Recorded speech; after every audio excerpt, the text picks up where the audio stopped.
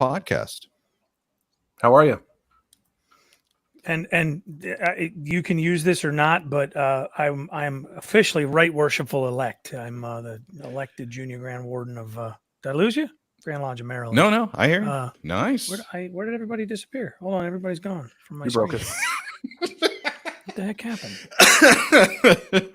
Well, I will make sure to add the right. Being a tech guru. Yeah. I can hear you. Green screen looks fine. It's just like radio. Welcome to the Right Worshipful Party. That's a good title to have. And to answer Matt's question, I'm good. Although I was telling you guys before we got started, scary movies this time of the year, not really my bag, but I do like a good haunting story because I want to believe, as Mulder would say. So take us down the steps and around and walk us through the building. For those that haven't been to the House of the Temple, which both of you get to call your workspace, what's typically like the first reaction when you bring a newcomer into that building? It really depends on if they're a Mason or not. Pardon me. The building itself is just an impressive piece of architecture. It's very large. It's very ornate. It's huge, grand spaces, a lot of marble. The atrium is an Egyptian theme, which doesn't have a whole lot to do with Scottish Rite Freemasonry. It has more to do with, that was fashionable at the time. So it's just an impressive structure in and of itself. And Masons are even more impressed because there's Masonic symbolism hidden in every little nook and cranny of the building. So I think that most people are very, very impressed.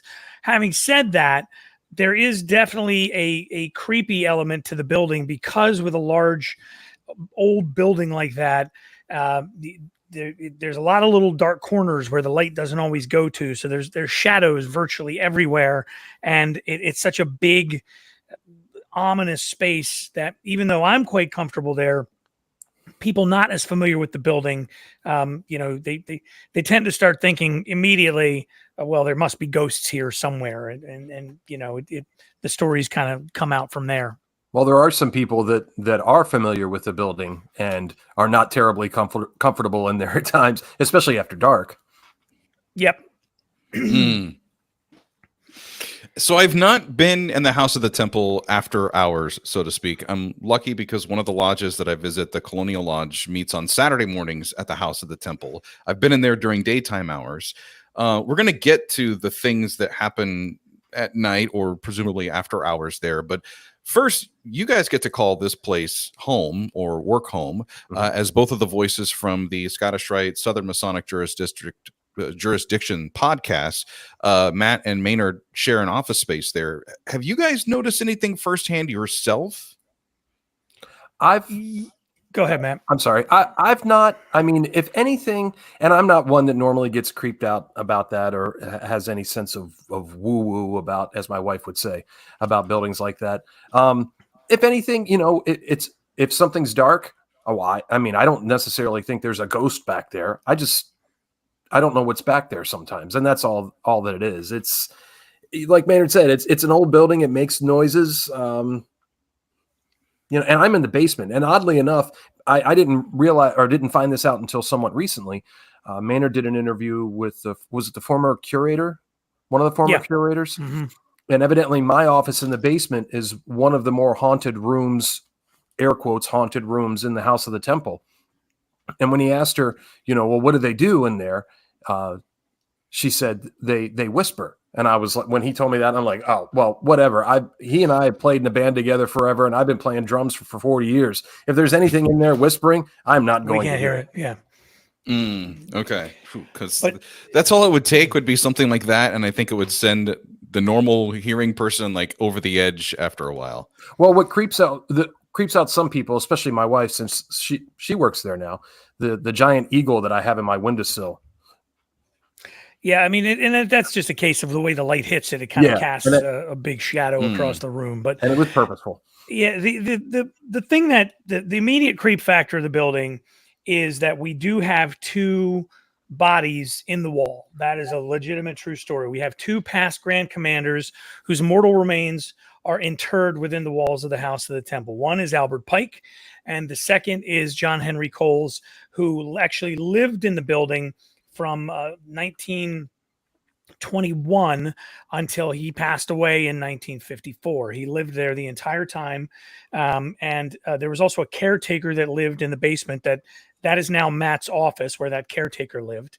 But those two bodies are in the wall. So immediately there's a little bit of a creep factor there in general. In terms of in the building, there are definitely times when I'm there at night or super early in the morning or after hours when you hear things that you're not really sure what it is, but I kind of have a policy of if they ain't saying, I ain't asking. So it's a big old building and it makes noises. However, when we have done I'm using air quotes here, ghost hunts, and we've done them 2 years in a row now. When we have done those, there are definitely things that go on in the building that defy a reasonable explanation. And we've got some of these on camera. We've put them on our YouTube channel. So we have the most active area of the building is on the half of the building where currently our finance office and our Grand Commander's office is. And that whole half of the building used to be the Grand Commander's apartment. And that is where the Grand Commander, John Henry Coles, lived. And that is where we smell pipe tobacco smoke often. And obviously in 2024, there's no smoking in the building. We hear footsteps for people who aren't there, and shadows tend to move about. And we actually captured a shadow moving from what appeared to be the Grand Commander's office door to a stairwell door. And that was, I'm a little skeptical. I look at it and say, I think that's a car, a headlight coming through the window and playing tricks. I think it's a reflection from outside for sure. Something, but it looks enough like someone walking by a door that the Elizabeth Sizemore, who's the Grand Commander's executive assistant, when she saw it, she immediately wanted to leave the building. And we've got her video reaction of seeing it the first time, and it's something. We also do have some EVPs, and so those are some electric voice phenomenon, which is, we have recordings of voices that aren't there. And then throughout the building, there are decorative metal panels that hide electrical works and hide, things like fire hoses. And they're these large brass screen things, and they're decorative, but a lot of them they're over 100 years old at this point. And so the hinges don't work right and the locks on them don't work right. So often they're kind of ajar just a little bit. And in our very first night of doing this with the ghost hunt, we set cameras up all over the place. We heard those doors opening and slamming all by themselves.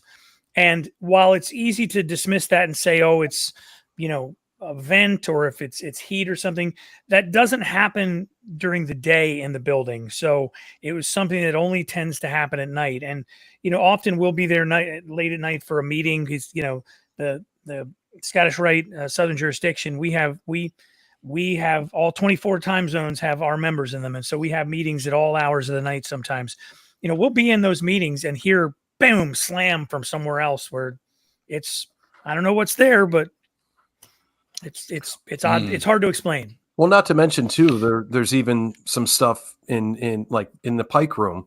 If you were to take a tour of the House of the Temple, if there's something right out of the gate that's going to freak anybody out. And the day that my wife interviewed there, I tried to freak her out with it. It's the Pike death mask. That didn't freak her out. But generally speaking, that's something that some people would go, oh, I'm not into that, and then beeline out of the room. The one thing that did freak her out, and I never thought of, is if you go into the Americanism Museum or exhibit, there in the back, there is a life-size naval pilot's flight suit, helmet, and seat, and that belonged to Admiral Bill Sizemore. When she saw that freaked her out. Yeah. Okay. So we're talking about a over 100-year-old building. For those that have not been to the House of the Temple in DC, I always describe it. It's the big museum on 16th Street, the closest one to the White House. That's the Scottish Rite building, because there's another one down the street, the DC Scottish Rite building. But you're at the House of the Temple because, as Maynard kind of described, the beautiful Egyptian statues that are out in the front. I've stopped to take a lot of pictures of those. It has a Smithsonian look and feel to it, or a college university, or like a great city museum if you've not been. What I find fascinating is you guys have done this for 3 years, these investigatings. You've gotten some sense, you've gotten some sounds, you've seen some shadows. Have you determined who these spirits are they friendly? Is there an identity to some of these? The only one that I can think of that really showed any sort of identity was the Burl Ives EVP. That and again, I'm not one that typically gets creeped out by those things, but the day that that Maynard played that for me, I'm like, that was an attention getter. That because it sounds exactly like Burl Ives. Yeah, so there are three potential candidates, and I operated under the assumption that anybody in that building whose spirit is in that building is a Freemason, and therefore their spirit would not be malevolent. It would be a friendly ghost. Maybe a grumpy past master, but I deal with those in the living, so the dead ones aren't going to bother me that much. The three culprits are Burl Ives. And for those who don't know, Burl Ives was an American folk singer and radio and television personality. He won an Academy Award in the late 50s.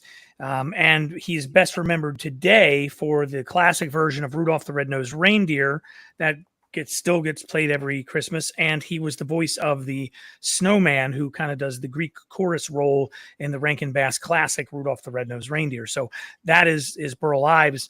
But we did have all of his personal effects, all of his Scottish Rite stuff, his Bible, and some of the stuff is still there, but a lot of it is on loan to the American Folk Music Museum in Nashville.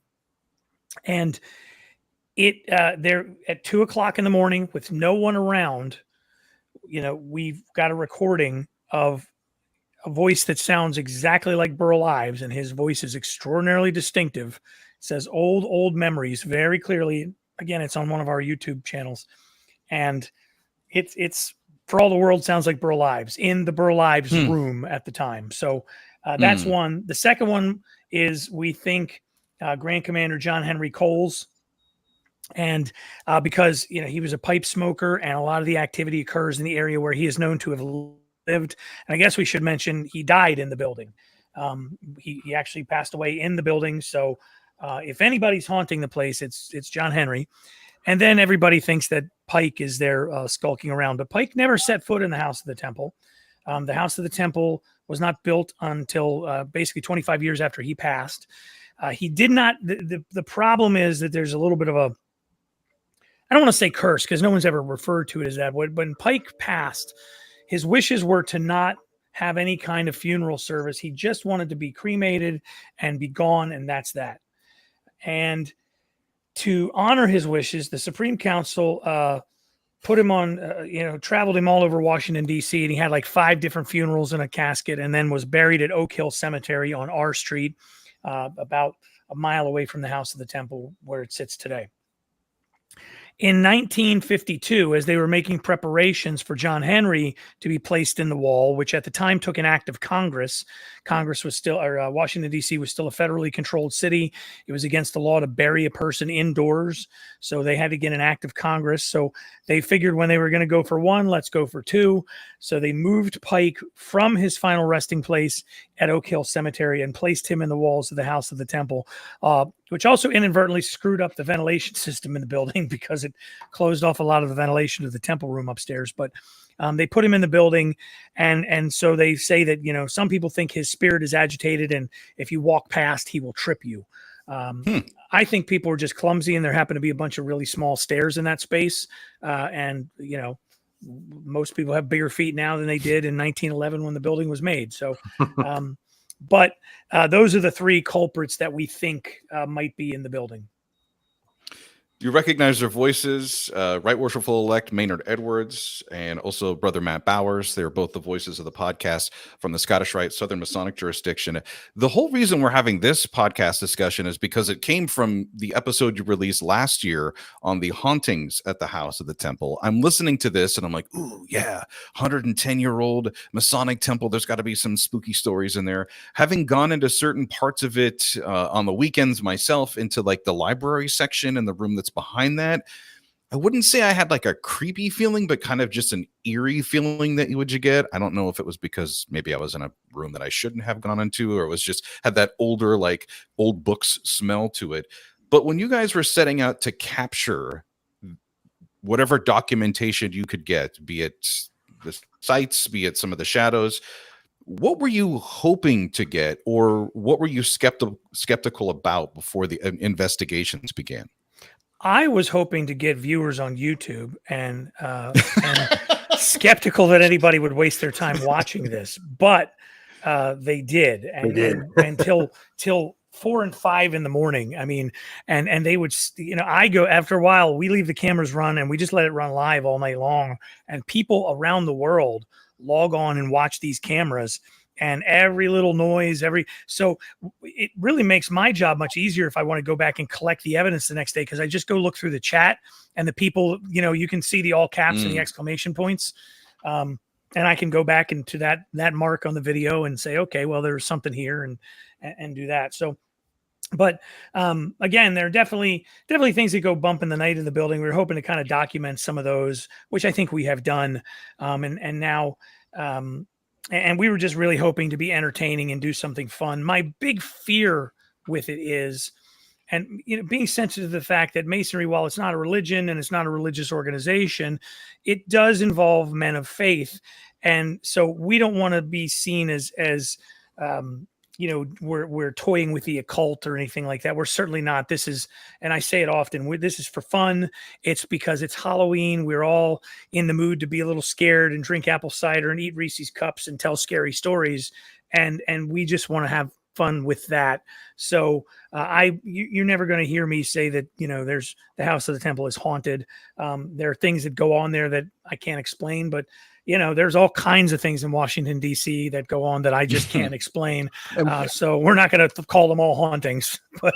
And we might have missed out on some opportunities just because of some things that went on for the last one. Like we had a camera set up in my office in the basement, and we have a cleaning crew that comes in and cleans out offices and stuff like that. And I think it was the camera in my office that got bumped or unplugged, and the battery life died in it, so we weren't able to get everything.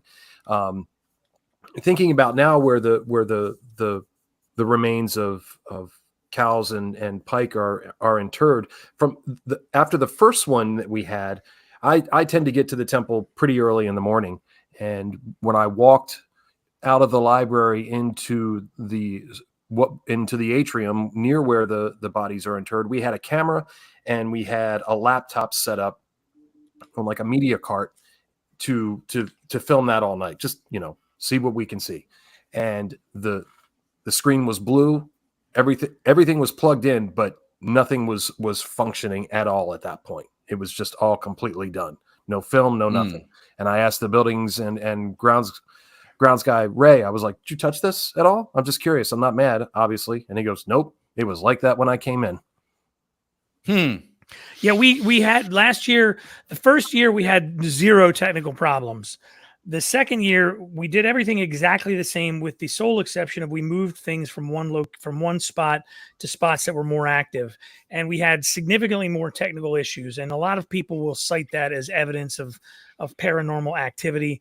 It could be, or it could be that one of the cleaning crew unplugged something. It's really that simple. So I keep a very skeptical eye to these things. I've in my radio career prior to becoming joining on the Supreme Council staff, we used to go to Gettysburg and all kinds of haunted locations and do live broadcasts. And so I've had a lot of experiences in those so-called haunted spaces that I can't necessarily explain, but I find it tremendously challenging to say this is haunted, because we can't.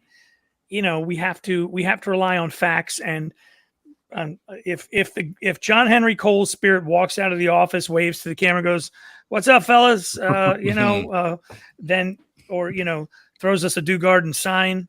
Okay, I was just going to say, it gives you the secret sign of a master mason. Right. If he does that, then maybe I'll go, okay, well, it's haunted.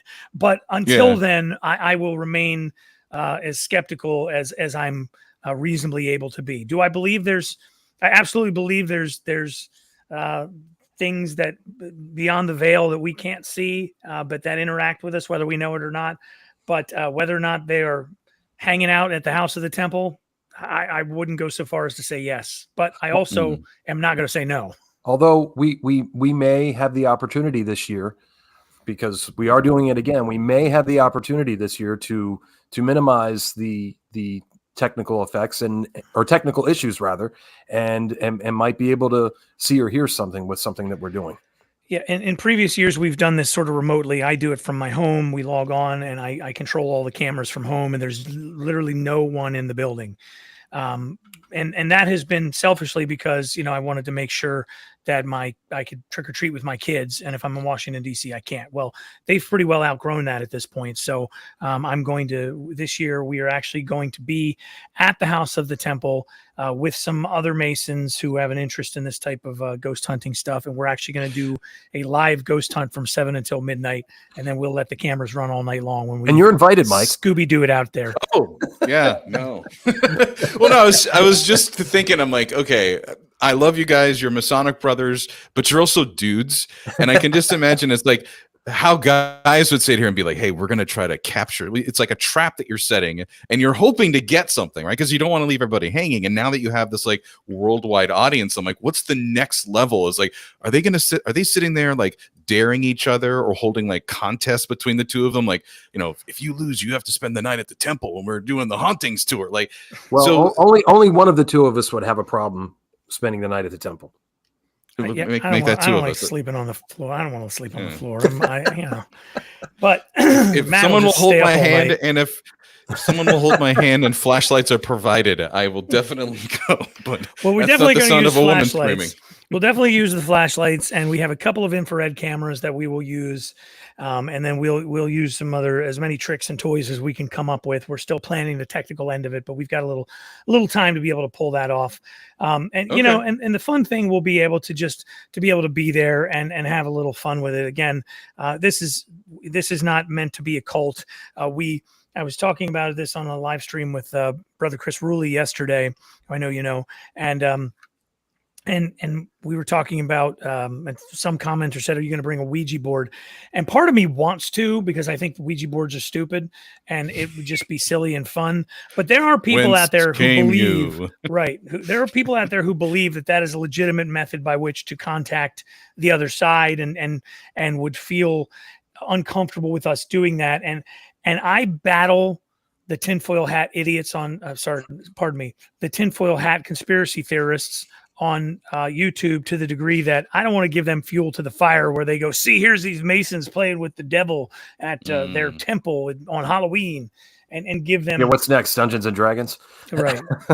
Well, I just was thinking of a lodge trip that we did. Geez, this was probably 7 years ago, definitely before COVID, back when I lived in upstate New York. And the city of Troy, New York is the 200-year-old city. So weird little stat, there's more dead people buried in that city than there are living people there because it's just that old. And one night we did this informal, like, hey, let's just get together. We'll do a cemetery walking tour. It was more of a historic thing. But one of the brothers was really into what was the thing? ESPs, or what was the recording? EVPs. Mm-hmm. Yeah. So we had, some of these apps on his phone, and he was like showing where he thought he was finding activity. And just for fun, we had all brought flashlights. So we're like shining the gravestone, and there just happened to be a large amount of Masons buried there because that cemetery was kind of established during the golden era, let's say, of American Freemasonry. But then I would turn to him and be like, dude, this is just an app on your phone. Like, it's not like a regulated device. So the folks that you have coming in, I think everybody just has this natural curiosity of things that are unknown or unexplained. What's kind of their background? Are these ghost hunters? Are these experts? Or are these just brothers looking to maybe see something unique? Friends who have who've made a little bit of a hobby of it and who have an interest in it and who are willing to spend the night with us is what it basically amounts to. And Bowers and I haven't traveled together for a long time. We've been out at all hours of the night, and we're kind of over messing with each other in the middle of the night and know when to leave each other alone when people get tired and cranky. But these people are just brave enough to do it. The one reason, I think the reason people get so into this and so interested in this, and I think that it harkens back to a Masonic lesson from the first degree, is that, we're lessons in faith, hope, and charity. And we are taught faith may be lost in sight. Well, we all want proof that there's something here, because even the most faithful person, the reason Hiram Abiff, did what he did is because his faith was so complete. His integrity was worth more to him than his life. And we as Masons, even the most faithful human, the Pope probably has moments where he's like sitting in his office going, I don't know, but maybe this whole thing, maybe this is, we just blink out and that's it. So, but if we had proof, if we had something we could put our finger on that ghosts are real, then all these other things are real too. And then faith becomes so much easier. But I think that's why humans in general have such an interest in this type of stuff, because it will allow us to be a little bit more lazy in terms of our faith, because then it's not faith anymore. It's, it has been lost in sight, if that makes any sense. Hmm. The joke was already made earlier about the past masters that sit in the cold north in lodges, but there are many halls or temples or lodge buildings that will say, yeah, if we're over 100 years old, there's a pretty good chance that someone unfortunately maybe passed away here. And we think that this building is haunted. I know my home lodge in Troy, it was part of the Underground Railroad. The building itself, not the lodge, but the building was part of the Underground Railroad movement during the mid-19th century. The story is if there's a little boy that lives there, his name is Tommy. He's the ghost. And every time I would walk into dark or empty rooms, I would just say, okay, Tommy, if you're in here, I'm turning on the lights. Don't talk to me. I scare easily. Like, just leave me alone. If there are other brothers that are looking to do something like this, I like how you started with kind of an entertainment aspect to it, but now you also have a wider audience thanks to YouTube and the internet, people tuning in to watch this. What advice do you have for them as more of a fellowship / brotherhood event opportunity? Matt? Wow. Yeah, you're gonna need to answer this one, man. Yes, I think you're spot on. For me, this is more of an entertainment thing. I don't get too woo-woo, as my wife would say, about this stuff. It's going to be fun. It's going to be interesting. If we hear something that makes any of us question something, okay. But it's right. It's the whole thing of I can neither confirm nor deny. Yeah. Well, even for like on a local Blue Lodge level, I see like if you think you have these stories, or if you feel like you have these stories, right? This is a great opportunity to maybe bring in a lodge historian or a local historian and kind of share some of these stories. We could find out who these people were then, as we're kind of hoping to see them now. I think that there are several different opportunities, and I know of one locally that I think people could borrow. Obviously, if you've got a local group of ghost hunters that wants to come check out your building, don't shy away from that. It just embrace it for what it is. It's fun. There's a little bit of a silliness to it. There's a little bit of a, this is not, we're all hiding under the covers from Baphomet or anything silly like that. It's fun. It's in all of human history, we don't have one single instance, newspaper account, with the exception of the Exorcist story from 1949, of ghosts killing people. So I think most people can do ghost hunting with some safety and not having to really worry about it. But, if you have an event where you're going to do a Halloween thing at your lodge, why not? And if your town, and I know the guys in Gettysburg, they do this, and also it was Gettysburg, Pennsylvania, which is in the Northern Masonic jurisdiction, which is a place of darkness. And I'm sorry, that's a joke, but I say it for with great love to my NMJ brothers. Also in Havre de Grace, Maryland, which is in the sort of the northeast corner of Maryland. Their lodges are old, and they're in the middle of town, and they have ghost tours. If your lodge is in the middle of a town that does ghost tours, get some lodge history and have a little fun with it, and send that to the ghost tour company for them to add to their repertoire, so that as they walk by your building, they can add that story in. I know they do that in Gettysburg because it's, the lodge is right next to the hotel and the home where Abraham Lincoln stayed when he was in town for the Gettysburg Address. And in Havre de Grace, Maryland, I know where some of my best buddies are, Susquehanna Lodge, great guys there. They have a whole bunch of stuff that their lodge is involved with. And so embrace it if you can, and have some fun with it. Do a trunk or treat and invite people in and tell them the ghost story yourself.